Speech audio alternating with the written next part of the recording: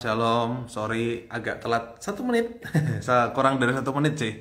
Tapi it's okay, kembali lagi, puji Tuhan, bersyukur bisa berjumpa lagi di acara kita Sabda Youth malam hari ini. Nah, welcome back to Sabda Youth.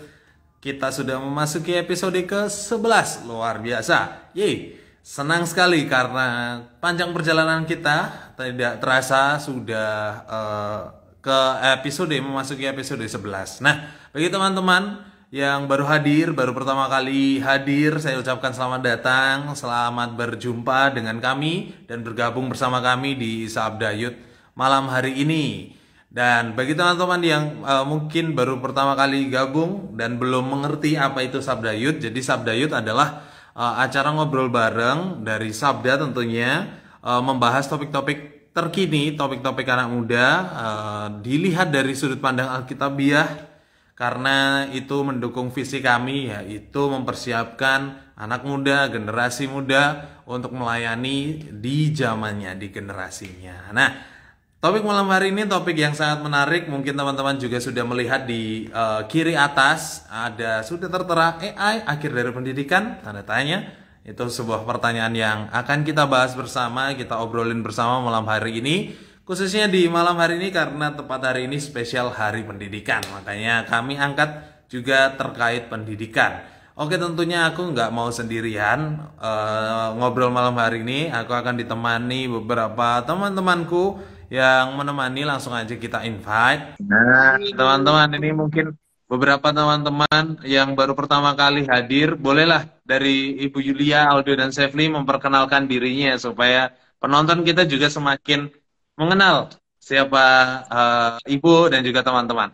Silakan, Ibu Yulia. Aku dulu. Ya. Oke, saya Yulia dari Solo, asli wong Solo. Apalagi ya?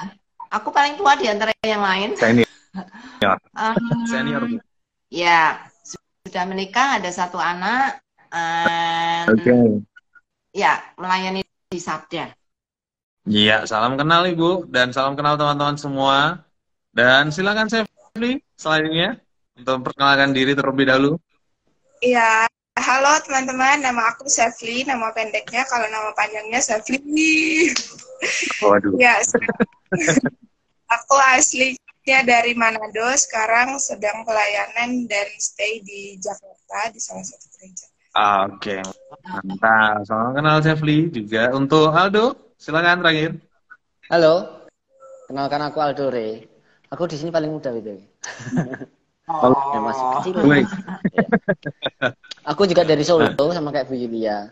Cuma aku kembali Mojokerto. Orang tua di Mojokerto. Aslinya Solo. Di Solo cuma numpang lahir ya. Iya, numpang lahir. Palsu.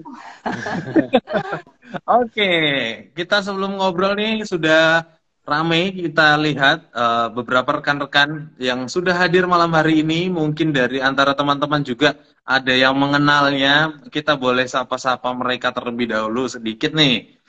Ibu Yulia, Aldo, Sefli, kita sapa-sapa mereka terlebih dahulu nih. Ada yang pertama, ada Nikos Septian. Halo Nikos, jumpa kembali. Itu aku kenal. Kayaknya kami kenal juga. Baru bahagia juga Bu dia. Iya. Oke, ada juga Ibu Mei, ada Vindi juga. Vindi selalu support ayangnya, Bu. Ya, ada juga Ibu Ling Budi. Halo Ibu Ling Budi. Sepertinya baru join malam hari. Ya, Kak Triska juga yang selalu hadir. Thank you Kak Triska. Halo Kak Triska. Dan Teresia Puspita, ada juga Aditya Monster, Royaldi, dan masih banyak lagi. Selamat malam semua teman-teman. Kami ucapkan salam jumpa dengan kita kembali dan kita akan ngobrol malam hari ini. Oke, langsung saja, sepertinya tak perlu berlama-lama lagi, kita akan mulai obrolan kita. Tentu alangkah lebih baiknya kita awali obrolan kita dengan berdoa terlebih dahulu. Minta dengan kasih Sefli, boleh berdoa? Iya, mari kita berdoa. Kita berdoa, Bapa di surga, terima kasih Tuhan. Kami bersyukur lagi malam hari ini melalui media yang ada, yang Kau sediakan bagi kami untuk kami memulai lagi malam diskusi santai kami berdoa Tuhan menyerahkan ke dalam tangan-Mu, kiranya Engkau yang ambil alih segala sesuatu peralatan elektronik yang kami gunakan, jaringan yang ada, sehingga segala sesuatunya dapat berjalan dengan lancar sampai dengan selesainya.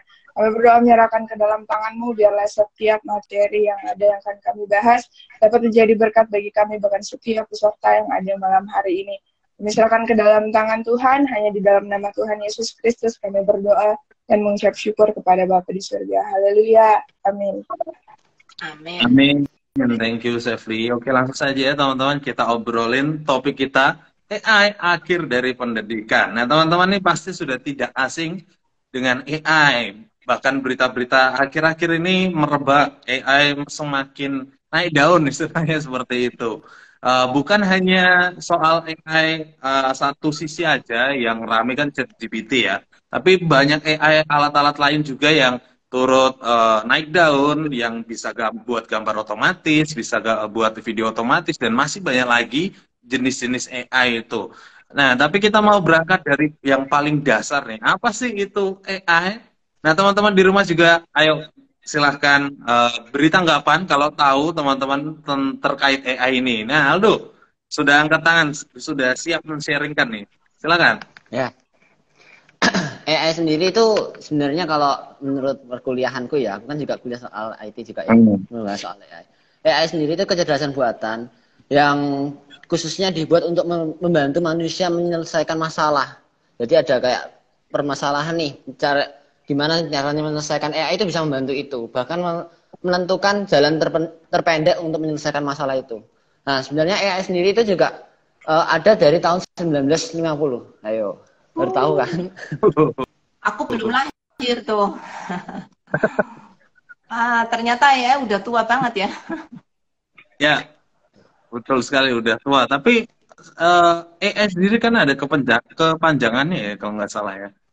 Itu kan artificial intelligence, kecerdasan buatan kalau nggak salah itu. Jadi AI ini dibuat untuk memiliki kecerdasan, tapi yang buat manusia. Kalau manusia kan kecerdasannya yang buat Allah ya. Ya. Itu. Ya, tapi bukan sekedar kecerdasan sih kalau aku lihat. Ini kecerdasan yang luar biasa gitu, karena kalau kecerdasan, kalkulator pun punya kecerdasan ya, tapi hanya kecerdasan matematika, dan itu sudah melebihi kecerdasan manusia, bukan kemampuan manusia. Kalkulator kan bisa menghitung dengan segala rumus itu ya. Kalau manusia dikasih rumus itu nggak bisa. Sekarang manusia sudah tergantung dengan kalkulator. Tapi ini AI lebih lagi, sangat-sangat lebih lagi. Nah, Aldo, kalau ada 3 kata yang boleh kamu pakai untuk menjelaskan AI, kira-kira apa tuh 3 kata itu? Inti. Karena kamu kan sekolah AI nih, bukan sekolah teknologi nih, sekolah. Ya. 3 kata ya, Bu. Belajar, menyelesaikan masalah. Menyelesaikan masalah itu 1. Ya. Aku pikir bukan hanya menyelesaikan masalah, tapi juga iya, tapi juga membuat keputusan. Ya. Kemudian belajar menyelesaikan masalah. Ya, dan juga punya kemampuan linguistik yang luar biasa untuk menjelaskan diri gitu ya. Jadi bukan hanya kecerdasan yang luar biasa, tapi lebih, aku pikir kalau AI itu lebih dari itu. Ya. Oke. Selvi, silakan. Iya, ternyata Bu, ternyata secara aku nggak sadar, bahkan mungkin teman-teman juga di rumah ada yang nggak sadar kalau produk dari AI ini yang dikembangin lewat aplikasi-aplikasi itu udah digunain dalam kehidupan sehari-hari. Bahkan aku jadi lebih kayak, oh iya ya, ternyata aku pakai juga ya produk-produk ini dari aplikasi-aplikasi yang ternyata sangat-sangat membantu dari tujuan AI itu sendiri tercapai dari aplikasi-aplikasi yang aku pakai ini. Nah, ada contoh-contoh atau beberapa contohnya kayak misalnya ada aplikasi editing, ada Canva, InShoot, Filmora, ada juga misalnya yang paling familiar lagi dalam kehidupan kita sehari-hari, yang bisa ngedeteksi muka kita itu, yang terus juga kita pakai nih. dalam kehidupan kita sehari-hari, misalnya kayak Instagram, sosial media, ada FB, Twitter. Kalau dalam sosial media kan lebih khusus ke Instagram, itu bisa ngedetect muka kita di mana nih titik hidung kita, di mana nih titik mulut, mata kita. Jadi mereka bisa tahu kalau ekspresi kita lagi sedih, mungkin mikirin si doi, iya. Jadi mereka bisa mendeteksi muka kita secara nggak langsung. Tapi juga yang lebih pinter lagi ternyata yang aku nggak sadar ternyata, wah keren ya, yang dari smartphone kita, yang dari HP kita itu ada aplikasi lock screen yang udah ngedeteksi muka kita itu produk dari AI ternyata. Jadi kayak iya. Iya betul. Aldo dari angkatan. Oh ya. Iya. Kalau orang bilang aku nggak suka AI, aku nggak mau dipengaruhi AI, itu aneh ya sebenarnya, karena tiap hari sebenarnya kita sudah menggunakan AI tanpa kita sadar. Ya. Ya, ini kayak pertanyaan dari Samuel Ezra ini, Bu. Tahun 1950 dalam bentuk apa tuh? Pada tahun itu pertama kali diciptakan AI itu melalui kayak percobaan gitu. Percobaan gimana mesin bisa berpikir seperti manusia. Yaitulah awal percobaan gimana AI bisa terciptakan di situ. Itu percobaan itu namanya Turing test. Kalau kalian teman-teman semua ini bisa mau lihat ini, cari aja di Google Turing test gitu. Itu AI pertama itu yang mulai dikerjakan. Oke, menarik ya. Tahun-tahun segitu kita hanya bisa belajar, dan bahkan mungkin kita tahu tahun segitu diciptakan produknya pertama kali pun dari AI kita tanya. Kita tanya dari produknya sendiri. Tapi teman-teman, kira-kira siapa saja nih orang-orang yang mencetusnya? Kan kita bukan hanya soal tahun ya, tapi ada pasti tokoh-tokohnya gitu ya. Siapa tahu bisa kita spill juga tokoh-tokoh di belakang teknologi AI ini. Kalau yang ku tahu sih John McCarthy, selebihnya beberapa rekan-rekannya itu yang belum aku cari, tapi salah satunya John McCarthy itu sih. Gimana menurut teman-teman? Ya, ada banyak sih, namanya susah-susah. Iya. Oke. Jadi dari yang aku tahu, jadi itu mereka ada 4 orang. Yang pertama ada John McCarthy, ada juga di situ Nathaniel Rochester, ada juga Marvin Minsky sama Shannon. Jadi yang aku ingat ada 4 tokoh itu juga yang sempat mencetuskan pertama kali. Nah, pertama kali mereka cetuskan istilah dari AI itu sendiri, kecerdasan buatan itu di waktu ada konferensi di Dartmouth College. Iya. Wow. Oke. Sapli sudah Menguasai.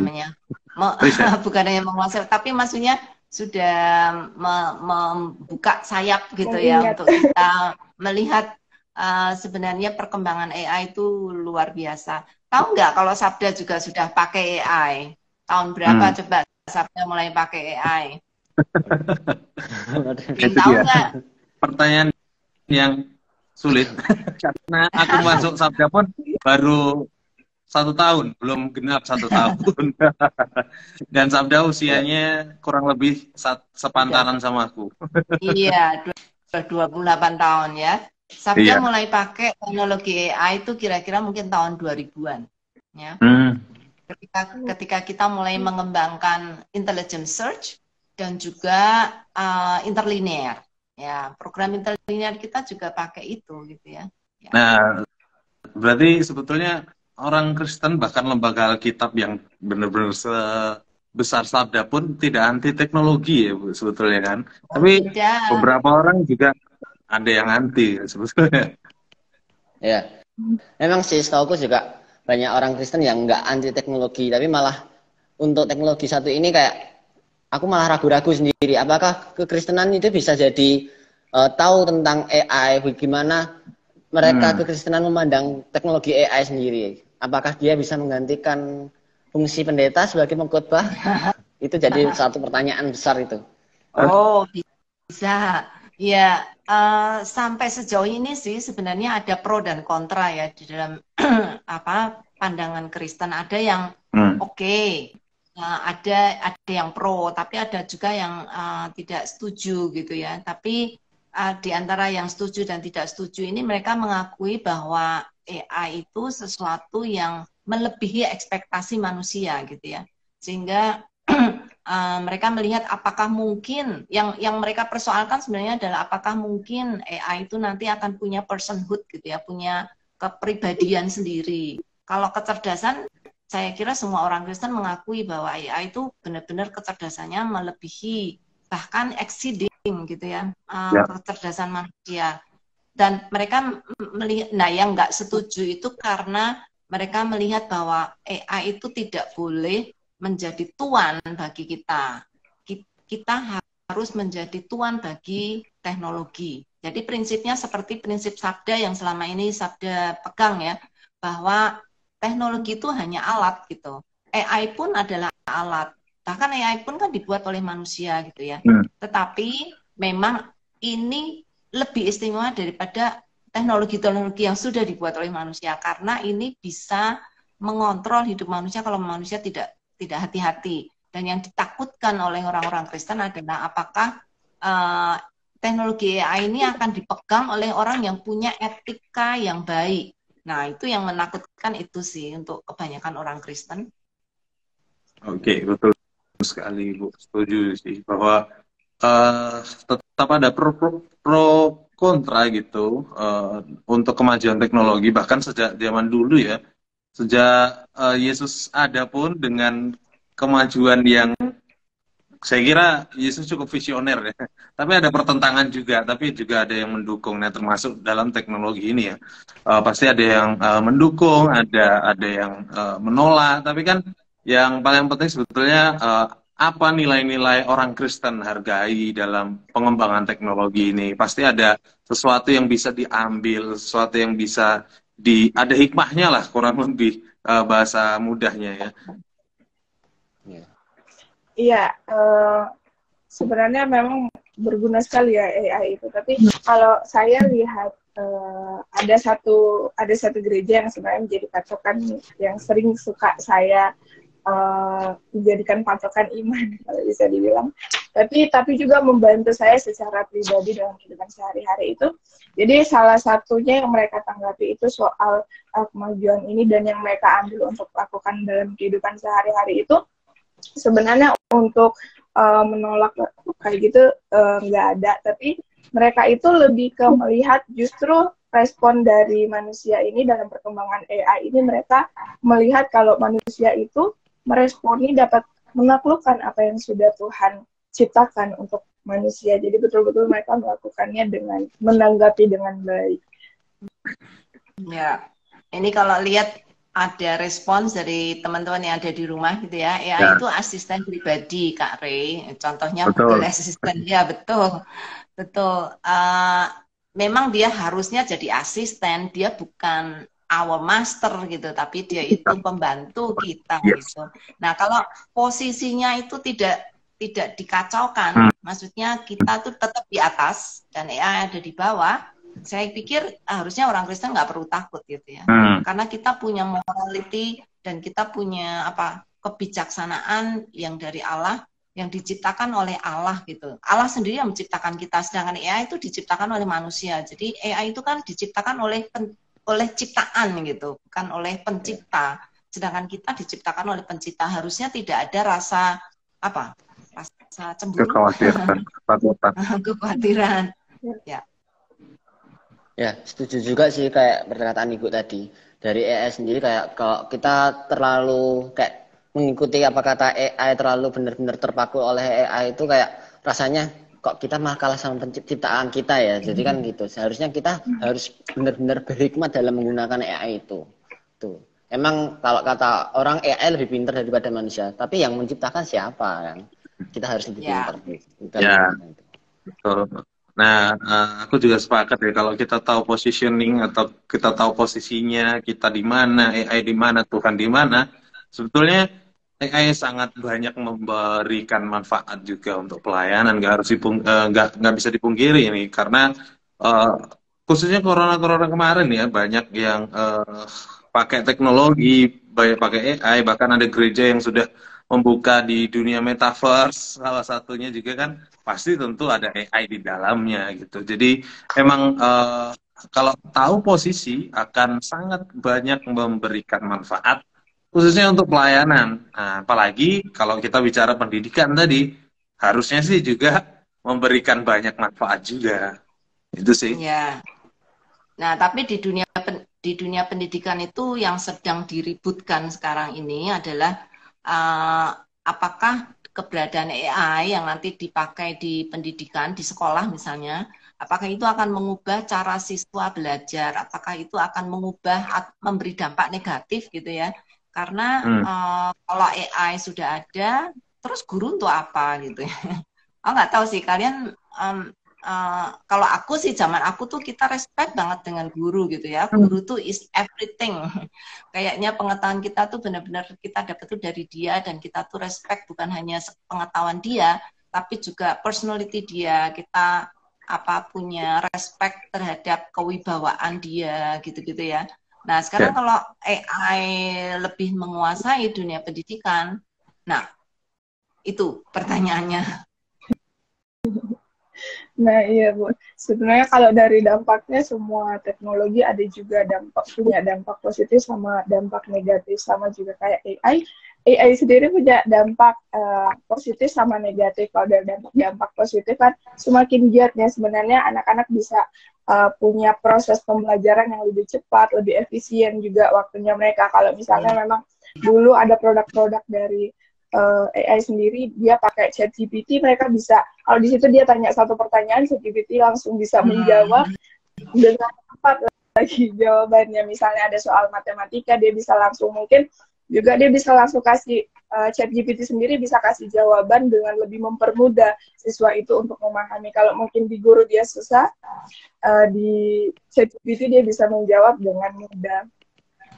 Ya, kalau tadi balik pertanyaan mendasar ya apakah merubah siswa ya menurutku sih pasti merubah ya karena kemajuan teknologi pasti membawa perubahan bahkan tidak usah jauh-jauh ke AI ke kalkulator pun mengubah cara menghitung siswa dari yang menghitung mani-mani kalau zamanku dulu ya terus ada kalkulator itu pun sudah pakai kalkulator. Kalau Aldo tadi peragakan ini jadi 9, 8, 7, 6 itu aku dulu. Terus masuk dunia kalkulator merubah cara menghitungnya bahkan di zaman AI. Tentu pasti merubah. Tapi kalau aku pikir-pikir sebetulnya yang buat AI punya dampak negatif sebetulnya ya balik ke pribadinya sih bukan AI-nya gitu. AI-nya karena AI kan buatan manusia juga ya. Manusia yang menciptakan tentu berharap apa yang diciptakannya membawa sesuatu hal yang baik yang bisa berdampak untuk pekerjaan, untuk pendidikan termasuk. Nah, itu kan. Tapi masalahnya kan kembali ke pribadinya yang menggunakan. Actually bukan hanya pribadi yang menggunakan, tapi pribadi yang membuatnya. AI bisa punya bias gitu ya, punya bias ke ya tergantung itu kan dibuat oleh manusia. Kalau manusianya baik, punya motivasi yang baik, ya akan dipakai untuk hal yang berguna. Tapi kalau itu diciptakan oleh orang yang punya bias yang jelek, maksudnya yang punya misalnya punya sifat yang resis, punya orang yang kejam atau tidak punya keadilan dan ya itu bisa sangat berbahaya banget. Jadi yang sangat dikhawatirkan orang adalah apakah AI akan terus akan netral. Saya kira nggak netral. Semua teknologi tidak ada yang netral karena dibuat oleh orang yang punya niat dan punya maksud, punya tujuan tertentu. Jadi AI pun nggak mungkin netral, nggak bisa netral. Jadi harus hati-hati. Ya, setuju juga sih Bu. Kayak apa yang Ibu katakan tadi. Lagi-lagi kayak aku malah teringat satu peribahasa itu kayak buah jatuh tidak jauh dari pohonnya. Kayak orang tua siapa yang menciptakan pasti hasilnya kayak gitu. Terus aku juga kayak pernah sih lihat kayak berita gitu dari berita satu kayak dosen ada seorang dosen mencoba untuk mencoba ChatGPT sebagai untuk mengerjakan soal ujian di Universitas Amerika Serikat, Bu, dan itu lulus gitu. Itu kan juga suatu, kalau pandangan orang, beberapa orang ada yang memandang wah AI keren ya bisa itu juga bisa juga sebagai pandangan yang salah juga. Wah, AI bisa mengerjakan ini, gimana nanti kalau anak-anaknya nyontek atau gini atau gitu kan, kayak gitu kembali lagi sama sudut pandang orangnya. Orang lain melihat dan gimana kayak kita melakukan ini kan kita melakukan untuk, kalau aku dari sudut pandangku, dosen ini melakukan untuk uji coba apakah kemampuan AI sejauh mana dalam mengerjakan soal, dalam mengerjakan ujian-ujian yang ada. Ya gitu, Bu, jadinya. Nah, kembali lagi sih ke pribadi masing-masing gitu sih. Aku setuju sama kalimat dari Kak Aldo tadi, kalau kembali lagi ke pribadi masing-masing. Sempat lihat dari salah satu podcast dosen-dosen dari UGM. Jadi dosen-dosen dari UGM ini sendiri nggak menutup mata sama yang namanya teknologi dari ChatGPT sendiri. Jadi kan kalau di situ bisa tuh mereka kerjain tugas akhir skripsi mungkin satu hari kelar kali ya, bab 1 sampai bab 5. Bahkan ada yang kerjakan, mereka sempat bikin uji coba, bikin satu buku dalam 2 hari itu bisa selesai.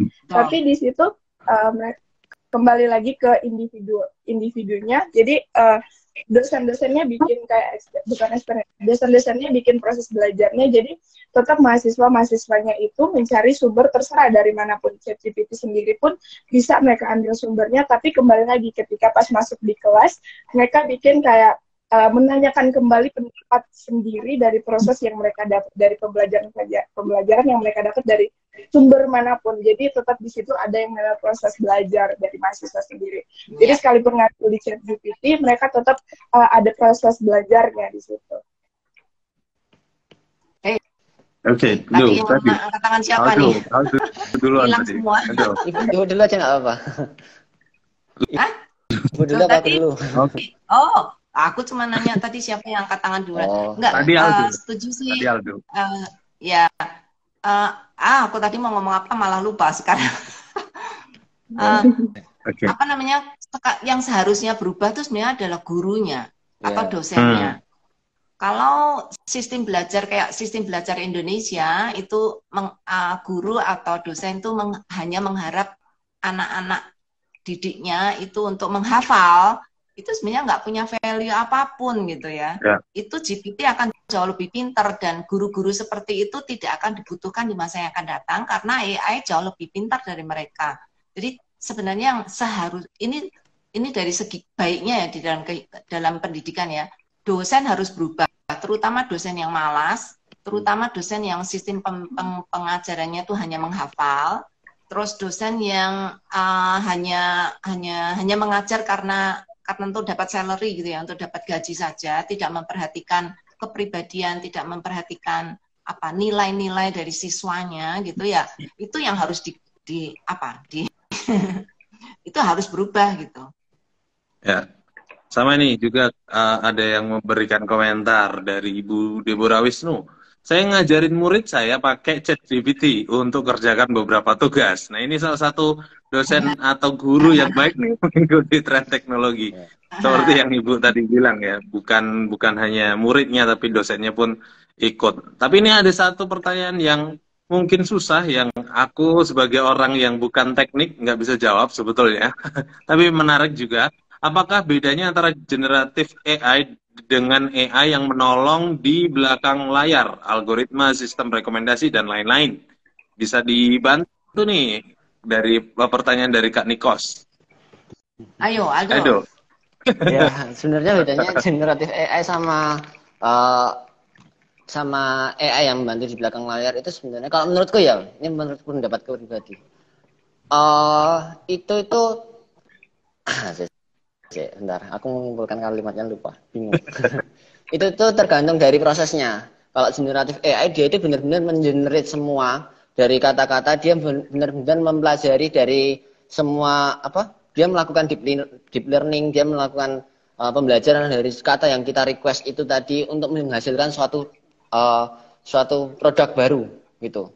Nah, kalau apa namanya AI yang membantu di belakang layar melalui algoritma dan lain-lain itu sebenarnya juga hampir sama generatif AI, tapi dia itu cenderung melakukan yang sudah terstrukturkan. Jadi kayak ketika aku tanya namamu siapa, nah di situ ada namaku asistenmu gitu contohnya. Jadi sudah terstruktur di situ. Itu untuk generatif untuk perbedaannya. Kalau menurutku ya gak terlalu signifikan banget karena AI sendiri, generatif AI juga bisa diatur melalui algoritma yang ada. Semua itu hampir sama sih kalau menurutku sendiri. Kalau yang aku dengar malah enggak sih, generatif AI masih itu salah satu yang sebenarnya ditakutkan karena dia bisa mengenerate sendiri, malahan algoritma sendiri gitu. Itu yang ditakutkan, akhirnya dia akan bisa lebih melebihi dari apa yang diminta gitu loh. Jadi aku pikir cukup signifikan perbedaannya ya.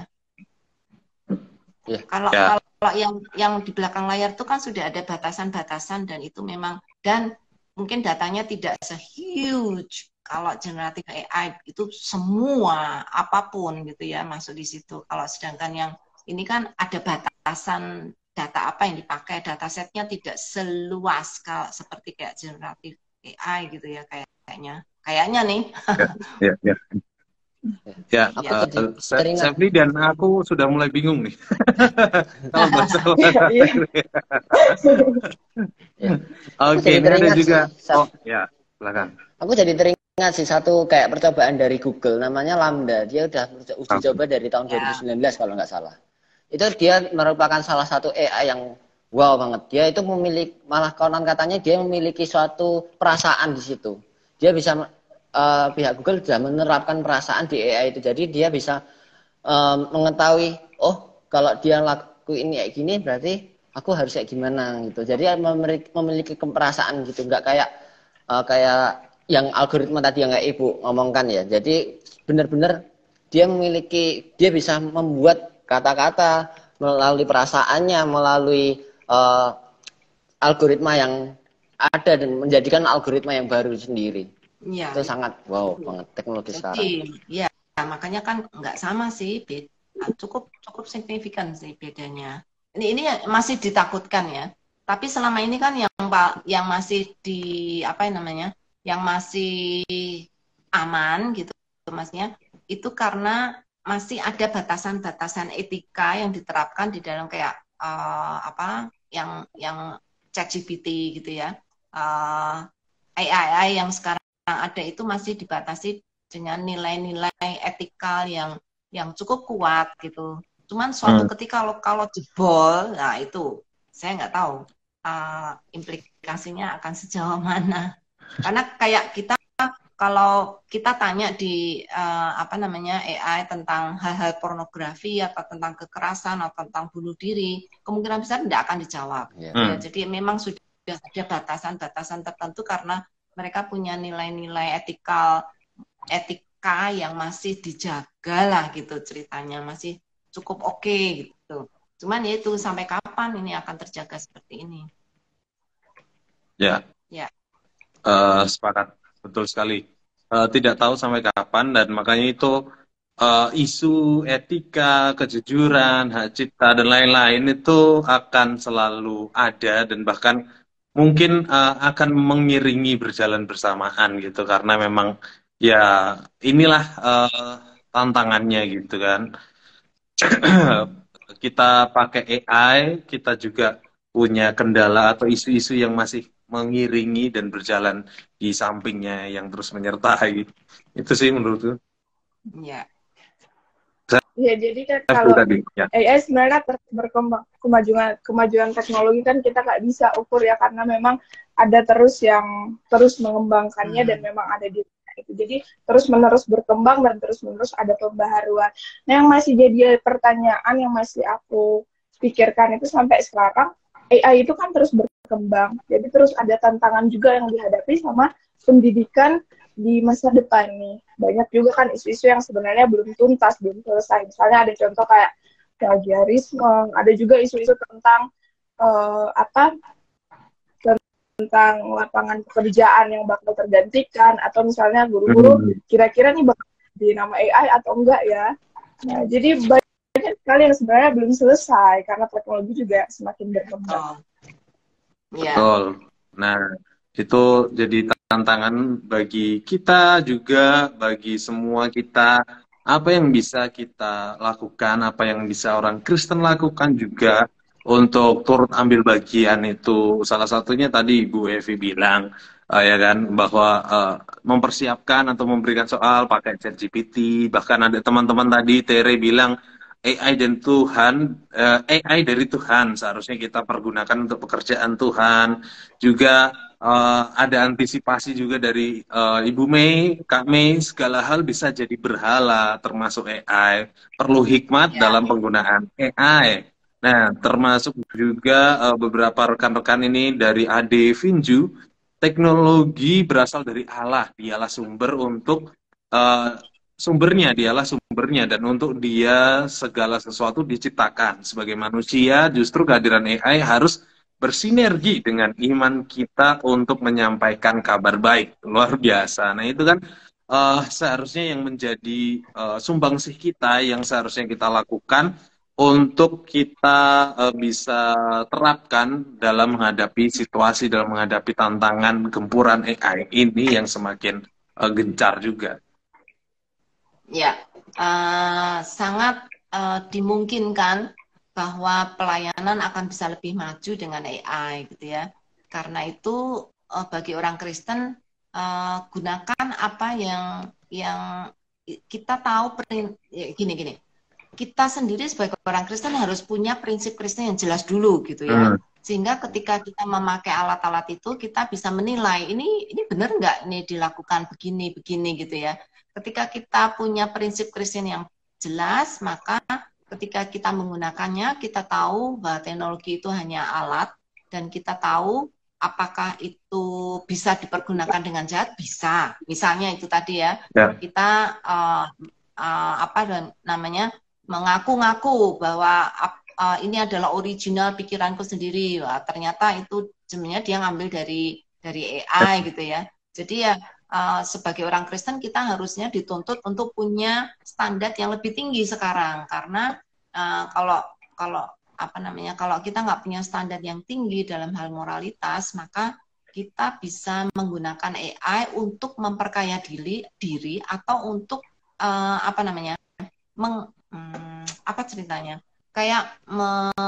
menipu diri, dan juga untuk membuat identitas palsu gitu di dalam diri kita. Nah, itu yang aku pikir sangat bahaya. AI ini akan sangat bahaya untuk orang-orang Kristen yang tidak dewasa. Orang-orang Kristen yang tidak sungguh-sungguh punya prinsip Kristen yang benar. Karena AI itu bisa dimanipulasi semaunya oleh kita yang pakai gitu ya. Ya, betul. Sepakat sih, Bu, bahwa standar kekristenan kita juga harus meningkat. Dan itu kita tingkatkan juga dari Alkitab sendiri. Harus ditingkatkan baca Alkitab dan belajar Alkitab. Nah, dari Sabda sendiri pun punya AI yang bisa menolong kita untuk studi Alkitab, ya kan? Bukan hanya AI itu jadi hal yang negatif atau hal-hal yang sepele saja, tapi bisa menolong untuk studi Alkitab. Salah satunya di mana, Do? Alamatnya? ai.sabda.org. Ya, betul ya.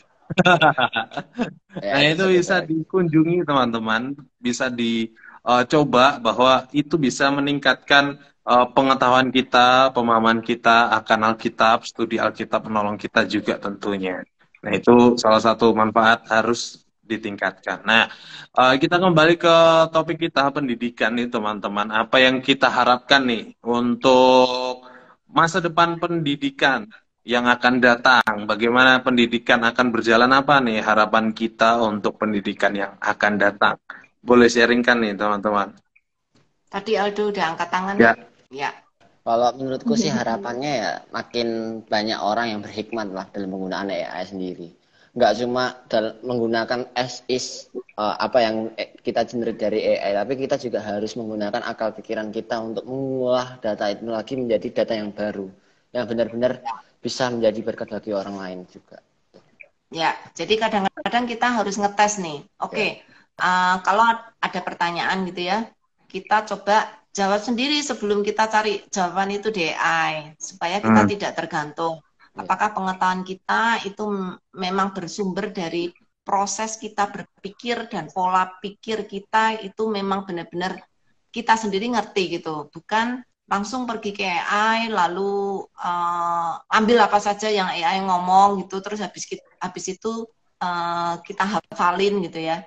Aku pikir kalau kita nggak punya proses berpikir kita sendiri, maka kita akan memiliki ketergantungan terhadap itu gitu ya. Nah, bisa nggak, maksudnya gini, kalau tadi si Safli memberi contoh buku bisa dibuat dalam 2 hari. Film juga ya, ada yang film benar-benar murni sudah dibuat oleh AI tanpa campur tangan, maksudnya tanpa manusia yang ikut ambil bagian, lukisan dan buku lukisan dan segala macam. Nah, apakah dengan seperti itu membuat manusia malas berpikir, malas berkreasi, malas berinovasi gitu ya. Nah, kalau udah sampai di situ manusia udah kalah gitu ya, kalah. Ya, oke, sepakat bahwa apa yang akan datang seharusnya kita antisipasi dan kita bisa gunakan AI ini untuk jauh lebih baik, seperti beberapa rekan-rekan yang menganggap ini kami, menurut saya terpenting menanamkan nilai-nilai moral juga nilai-nilai kekristenan kepada siswa Kristen. Jika siswa punya nilai yang baik dalam diri, AI akan memudahkan pembelajaran. Jadi untuk masa depan itu sangat penting AI menolong kita, bukan menjerumuskan, tapi kitanya juga harus punya moralitas yang baik. Nah, ini masih banyak dari teman-teman yang memberikan tanggapan.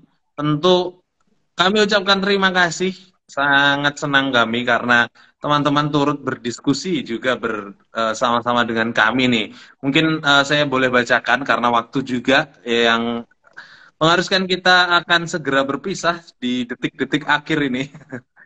Saya akan bacakan nih, tadi ketika kita berdiskusi soal generatif dan algoritma nih dari Yeskiel, ya gampang aja, AI bergerak berdasarkan permintaan yang diinputkan ke sistem AI, sedangkan algoritma dan lainnya ya berdasarkan sistem atau pola algoritma. Betul sekali. Dari Kak Tian, generatif AI tingkatnya lebih tinggi dari AI yang biasa, karena database yang di belakangnya sangat banyak dan sangat besar. Tadi juga sudah disampaikan sama Ibu Yulia. Dan bukan hanya ambil data, tapi dia bisa buat data-data baru dari hasil data training yang diberikan. Nah, itu generatif ya berarti. Oke. Dan itu artinya AI memang benar-benar sudah meniru manusia. Kan sebenarnya yang bisa mengenerate hal yang baru, yang ini kan sebenarnya manusia, tapi sekarang bahkan mesin pun bisa melakukan itu untuk diri mereka sendiri. Jadi itu yang cukup sangat menakutkan ya. Ya, tapi puji Tuhan kita punya Alkitab kita yang akan menolong kita untuk punya guidance. Nah, sekarang nih perlu orang Kristen menggali, kayak tadi Aldo sebelum mulai tadi sempat tanya ya, ada nggak ayat Alkitab gitu yang bisa mendukung hal ini gitu? Dia belum mendapatkan ayat Alkitab yang kayaknya pas untuk itu gitu ya. Nah, ini tugas orang Kristen nih. Apakah Alkitab menyembunyikan dasar firman Tuhan yang kita sebenarnya sudah ada tapi kita belum tahu? Nah, ini tugas kita orang Kristen, belajar Alkitab baik-baik dan sungguh-sungguh sehingga kita tahu sebenarnya di dalam Alkitab itu sudah ada value atau sudah ada prinsip-prinsip yang Tuhan berikan untuk masa depan kita. Aku yakin itu ya. Cuman kita belum menemukan aja, pasti akan ada gitu ya. Jadi tunggu aja Aldo, nanti kita akan lihat teolog-teolog mulai menemukan prinsip-prinsip Alkitab yang sebenarnya Tuhan sudah kasih guideline gitu tentang masa depan. Ya, itu kata temennya Aldo nih, dengerin Re, tobat. Aldo Re ya, bukan Re saya. Nah, ini Christian, tanggapan terakhir, ada yang nggak bisa ditiru sama AI. Ini Yulia, empati dan kebijakan. Itu, empati dan kebijaksanaan. Oh, sorry. empati dan kebijaksanaan tidak bisa ditiru oleh AI. Dan itu yang harusnya kita punya. Manusia punya empati dan kebijaksanaan. Kreativitas juga. Betul sekali. Karena kita yang mengendalikan AI ya. Jadi kita yang punya kreativitinya. Harusnya seperti itu. Oke, thank you. Oh, masih ada. Aldo. Oke, tapi kalau guys. soal kreativitas, kita dapat kreativitas, kadang kita dapat ide-ide kreativitas itu ya juga dari AI sih, Bu. Jadi kalau kreativitas kayaknya kurang deh. Salah satunya, maksudnya kreativitas yang bukan hanya secara knowledge gitu ya, tetapi secara bijaksana. Oh iya. Itu saya kira AI nggak punya. Secara action ya. Kalau untuk ide-ide AI banyak ya. Oke, thank you semua yang sudah beri komentar, Ibu Yulia, Sefli, Aldo juga yang sudah menemani kita semua yang nonton malam hari ini. Boleh ngobrol-ngobrol seputar AI dan pendidikan. Apakah AI akhir dari pendidikan? Ternyata sama sekali tidak benar. Justru ini awal dari pendidikan ke depannya. Nah, sebelum kita berpisah, boleh nih satu-satu dari kita untuk memberikan closing statement-nya. Untuk menutup bagian akhir ini. Tapi ini sebelum memberikan closing statement masih ada muncul satu pertanyaan yang cukup oke menurut saya dan perlu dibahas juga. Menurut Bapak atau Ibu-ibu, gimana cara kita menghindari penyalahgunaan dari AI sedangkan AI dibuat oleh manusia? Gimana nih, teman-teman? Kayaknya tadi sudah tersirat yang kita omongin gitu ya, belajar Alkitab Bapak Ibu, belajar Alkitab baik-baik sehingga kita punya prinsip yang jelas apa yang Tuhan kehendaki dalam hidup kita, sehingga kita tahu mana yang Roma 12 ayat 1 dan 2 ya. Kalau kita punya pola pikir yang benar, maka kita bisa membedakan mana yang kehendak Tuhan, mana yang tidak gitu ya. Jadi itu menjadi guideline kita. Oke, thank you Ibu. Dan juga nanti ini atas nama akun Ahmad Rizky 01 bisa setelah live ini dan mungkin besok akan kami posting kembali rekaman ulangnya, jadi bisa direview kembali untuk melihat bagaimana cara kita menghindari penyalahgunaan AI. Oke, thank you. Sekali lagi boleh kita akhiri dengan closing statement dimulai dari yang terkecil lah. Aldo. Iya. Aku closing panjang ini, closing statement. Waduh. AI itu harus akan data informasi. Jika ia tidak diberi data, maka ia akan kalah. Gitu. Sama juga kayak halnya kita itu. Kalau kita nggak mau, kita nggak haus data atau informasi atau teknologi baru, kita akan kalah dengan teknologi-teknologi itu sendiri. Nah, sekarang pertanyaannya, apakah kita mau mati oleh teknologi atau kita mati oleh diri sendiri yang penuh dengan pengetahuan? Tuh. Kamu dengar.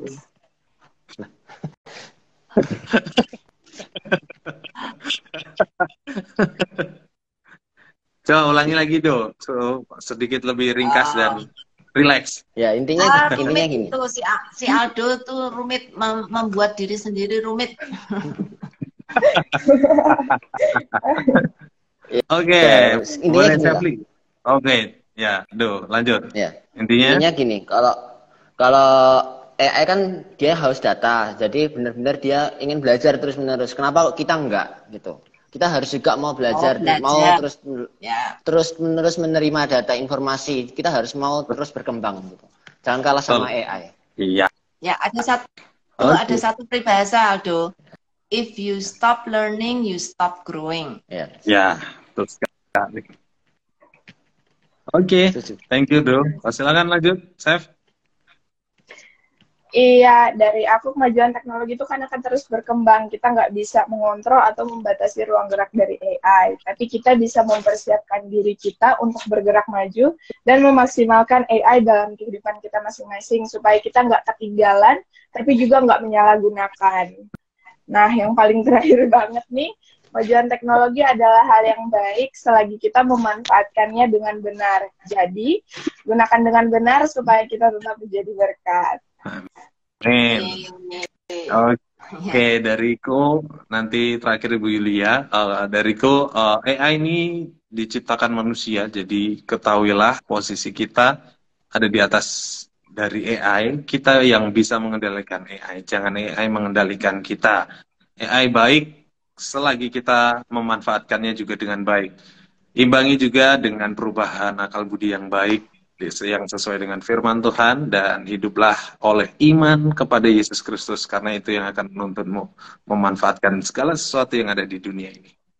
Oke, thank you Ibu Yulia. Ya, kalau dari aku nggak takut sama AI. Yang aku takut adalah Tuhan. Jadi kita harus takut kepada Tuhan, bukan takut kepada teknologi.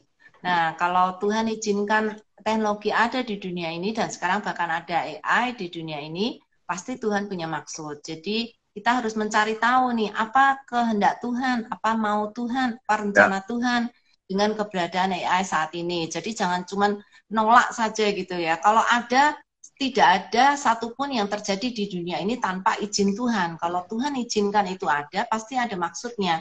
Nah, sekarang kita kalau belum tahu ya, kita harus cari tahu apa maksud Tuhan, kenapa AI ini ada. Kalau ini sampai menjadi disruptif gitu, maksudnya mengacak-acak gitu ya, semua tatanan sistem yang sekarang sudah ada, loh, mungkin siapa tahu tuh di balik itu Tuhan ikut ambil bagian di dalamnya. Kita tidak tahu. Tapi yang jelas orang-orang yang malas, orang-orang yang nggak mau belajar kayak tadi Aldo, orang-orang yang hanya ingin menang sendiri gitu ya. Itu orang-orang yang harus waspada terhadap AI. Tapi sekali lagi, takutlah kepada Tuhan, bukan takut kepada ciptaan yang diciptakan oleh manusia. Amin. Thank you sekali lagi Aldo, Sefli, Bu Yulia yang sudah memberikan closing statement-nya. Bahkan ada dari rekan kita yang memberikan closing statement yang cukup radikal. Reject AI or compromise. Be radikal. Oke. Ya, radikal itu. Reject itu radikal, compromise juga radikal. Jadi yang mana nih? Be radikal. Tetap aja pertanyaannya. Jadi mau compromise atau mau reject nih? Kalau reject kayaknya nggak mungkin ya. Kita sudah pakai, nggak mungkin reject. Compromise sejauh mana? Sejauh itu sesuai dengan prinsip Tuhan, oke. Jadi ini ambisius. Saya pikir sangat bijaksana untuk kita memproses seluruhnya ya, supaya kita tahu apa yang menjadi kehendak Tuhan bagi hidup kita dan masa depan anak cucu kita. Thank you sekali lagi, dan teman-teman semua yang sudah hadir malam hari ini, terima kasih banyak yang sudah menemani kita, bahkan sudah memberikan respons, tanggapan, komentar, dan bahkan mungkin ada yang membagikan linknya. Saya sendiri dan kami semua mengucapkan terima kasih banyak. Jangan lupa minggu depan hadir lagi dengan topik yang menarik, topik yang baru, karena masih ada sangkut pautnya dengan AI nih. Kita akan spesifik bahas AI dan etika. Nah, minggu depan kami tunggu kehadirannya kembali di jam yang sama, di jam 7 hingga selesai di hari yang sama, di hari Selasa. Ajak teman-teman sebanyak-banyaknya. Silahkan hadir. Nah, sembari menunggu minggu depan, karena pembahasan kita masih AI, bisa juga dicoba nih. Tadi ada admin dari Sabda MLC sudah membagikan beberapa link AI, rujukan AI. Silahkan teman-teman mencoba mengeksplor, khususnya terkait Alkitab ya. Itu jauh lebih baik ya, daripada hal-hal yang tidak penting. Bisa dieksplor, tanya seputar Alkitab, tanya tentang konteksnya dan segala macamnya. Silahkan dicoba, linknya sudah tertera oleh Sabda MLC, silahkan dicoba. Thank you semua, sampai jumpa minggu depan. Karena kita mengawalinya dengan doa, kita akan mengakhirinya juga dengan doa. Minta dengan kasih Sefli untuk berdoa. Ya, mari kita berdoa. Bapa di surga, terima kasih Tuhan, kami sudah selesai dalam diskusi malam hari ini. Kami sudah membahas banyak hal tentang AI dan pendidikan.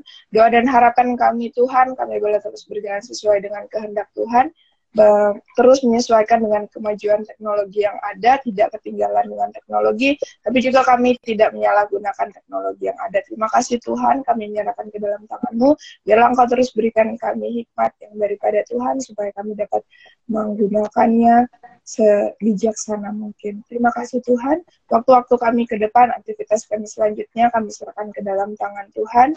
Hanya di dalam nama Tuhan Yesus Kristus kami berdoa dan mengucap syukur kepada Bapa di surga. Haleluya. Amin. Amin. Thank you. semuanya. Sampai jumpa minggu depan.